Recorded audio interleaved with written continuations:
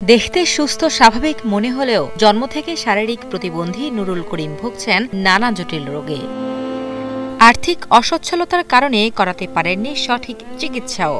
নিজের অসুস্থতা আর অভাব এই দুই মিলে এখন চরম মানবেতর জীবন পার করছেন প্রতিবন্ধী করিম। এখন আমার শরীরের অবস্থা খুব বেশি ভালো না। এখন আমি কি করব একটা চিন্তায় আছি। এখন আমার দুইটা বাচ্চা, বাচ্চাগুলো কে কি করবে, আমি কি করবো চিন্তা করে পাইতেছি না। এখন আমার দোকানে মালপত্র কম, যা জিনিস কম। এখন ওষুধ খাইতে খাইতে আমার টাকা পড়ায় শেষ পর্যায়ে চলে এসেছে। এখন আমি দোকানও করতে পারতেছি না ঠিক মতো।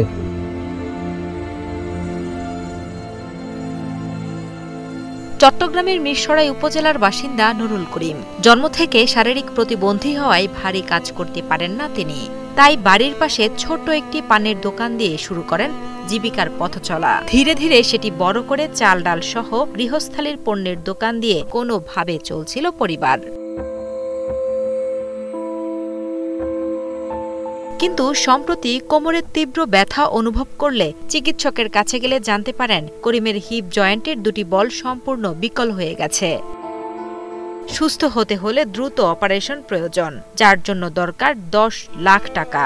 অসচ্ছল পরিবার হওয়ায় এতগুলো টাকা জোগাড় করতে না পেরে বিনা চিকিৎসায় খুব কষ্টে দিন পার করছেন এই যুবক। বর্তমানে 5 সদস্যের পরিবারের খাবার খরচ ও নিজের চিকিৎসা নিয়ে অনেক কষ্টে জীবনযাপন করছেন করিম। বলতেছে তোমার তো সমস্যা অনেক বেশি, যে কয়ে তোমার রানের উপরে দুইটা বল আছে, ওই বলগুলো চলে গেছে, তোমার 10 লক্ষ টাকা লাগবে, কয়ে টাকা জোগাড় করো। কয়ে আমরা ডাক্তারকে বলতেছি যে স্যার আমরা তো গরিব মানুষ, এত টাকা কই পাবো,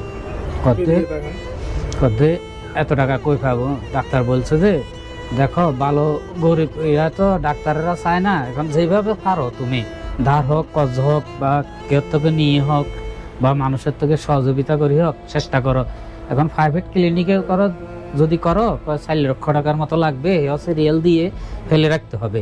এদিকে অসুস্থতার কারণে দোকানের সামান্য পুঁজিটুকু খরচ হয়ে গেছে চিকিৎসায়। ফলে এখন আর নতুন করে মাল তুলতে পারছেন না দোকানে। সহায় সম্বল বলতে গেলে কিছুই নেই করিমের। এই অসহায় অবস্থায় পরিবার নিয়ে বাঁচতে ও সুস্থভাবে ঘুরে দাঁড়াতে সরকার সহ সমাজের হৃদয়বান ও বিত্তবান মানুষদের কাছে আর্থিক সহযোগিতার জন্য আকুতি জানান করিম ও তার স্বজনেরা।